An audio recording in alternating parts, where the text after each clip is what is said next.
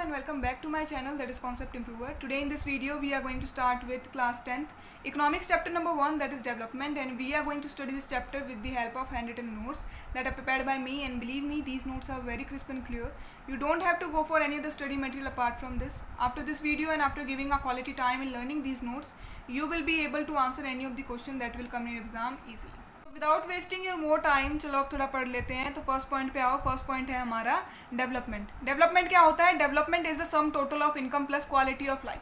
मतलब एक पर्सन की जितनी अच्छी इनकम होगी, जितना अच्छा उसका स्टैंडर्ड ऑफ लिविंग होगा, जितना अच्छा उसका रहन सहन होगा, उतना ही डेवलप्ड वो पर्सन कहलाएगा. अब आगे देखो, different people have different development goal. हर एक पर्सन के जो है अलग अलग डेवलपमेंट गोल्स होते हैं.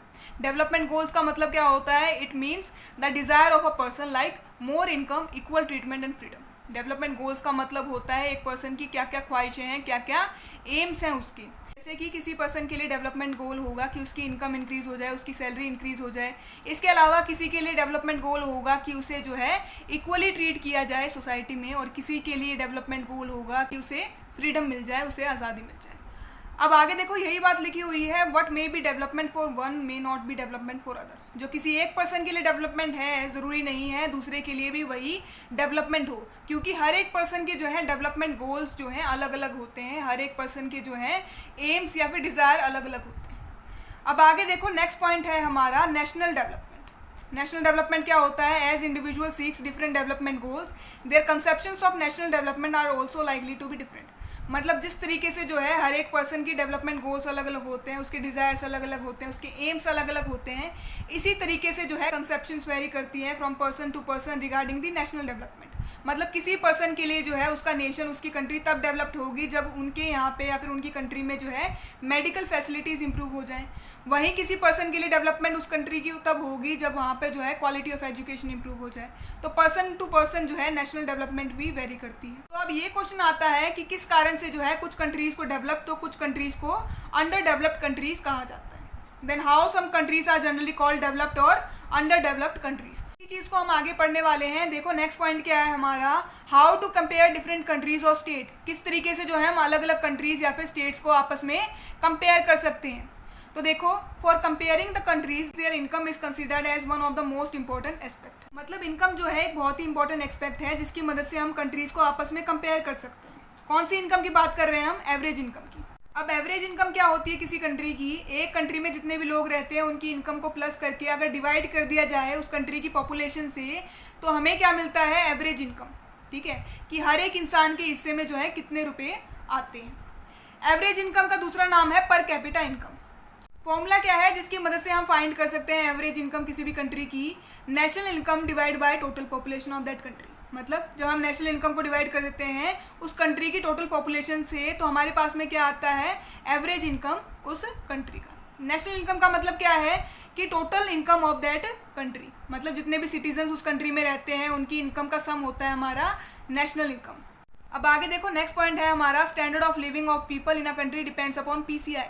मतलब एक कंट्री में जितने भी लोग रहते हैं उनका स्टैंडर्ड ऑफ लिविंग, मतलब उनका रहन सहन जो है डिपेंड करता है उस कंट्री की पीसीआई पे, मतलब पर कैपिटा इनकम पे. जितनी ज़्यादा पर कैपिटा इनकम, जितनी ज़्यादा एवरेज इनकम होगी किसी कंट्री की, उतना ही अच्छा जो है रहन सहन या फिर स्टैंडर्ड ऑफ लिविंग होगा उस कंट्री में रहने वाले लोगों का. अब आगे देखो, countries with higher per capita income are more developed than the countries with lower per capita income. वो कंट्रीज जिनकी पर कैपिटा इनकम हाई है या फिर जिनकी एवरेज इनकम हाई है, वो ज़्यादा डेवलप्ड होंगी as compare to the countries with lower per capita income. उन कंट्रीज से जिनकी पर कैपिटा इनकम या फिर जिनकी एवरेज इनकम कम है. नेक्स्ट पॉइंट है हमारा, World Bank uses average income to make world development report for classifying the different countries. World Bank जो है यूज़ करता है एवरेज इनकम को, किस लिए? वर्ल्ड डेवलपमेंट रिपोर्ट बनाने के लिए, ताकि वो क्लासीफाई या फिर जो है डिफ्रेंशिएट कर सके डिफरेंट कंट्रीज को.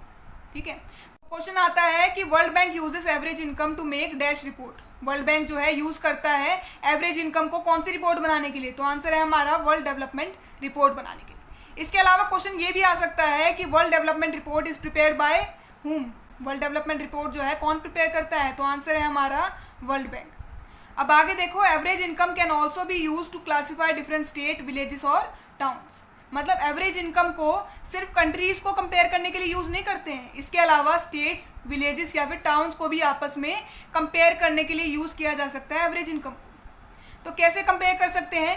नेशनल इनकम की जगह आ जाएगा उस स्टेट में जितने भी लोग रहते हैं उनकी इनकम का सम डिवाइड बाय में टोटल पॉपुलेशन उस स्टेट की। इसी तरीके से जो है हम फाइंड कर सकते हैं विलेजेस की भी पर कैपिटा इनकम या फिर एवरेज इनकम निकाल सकते हैं। आगे देखो, however the averages are useful for the comparison but they also hide the disparities. मतलब एवरेजेस जो है हेल्पफुल होते हैं कंपेयर करने के लिए कंट्रीज को, स्टेट को या फिर विलेजेस को आपस में, लेकिन ये जो है हाइड करते हैं डिस्पैरिटीज को। मतलब देखो जितने भी लोग रहते हैं किसी कंट्री में उन सबकी इनकम इक्वल तो होने वाली है नहीं। कुछ लोग ऐसे भी होंगे जिनकी इनकम 0 है, तो कुछ लोग ऐसे भी होंगे जिनकी इनकम जो है करोड़ों के आसपास, ठीक है। लेकिन जब हम एवरेज इनकम निकालते हैं तो किस तरीके से निकालते हैं? उन सबकी इनकम को ऐड करके डिवाइड कर देते हैं हम टोटल पॉपुलेशन से।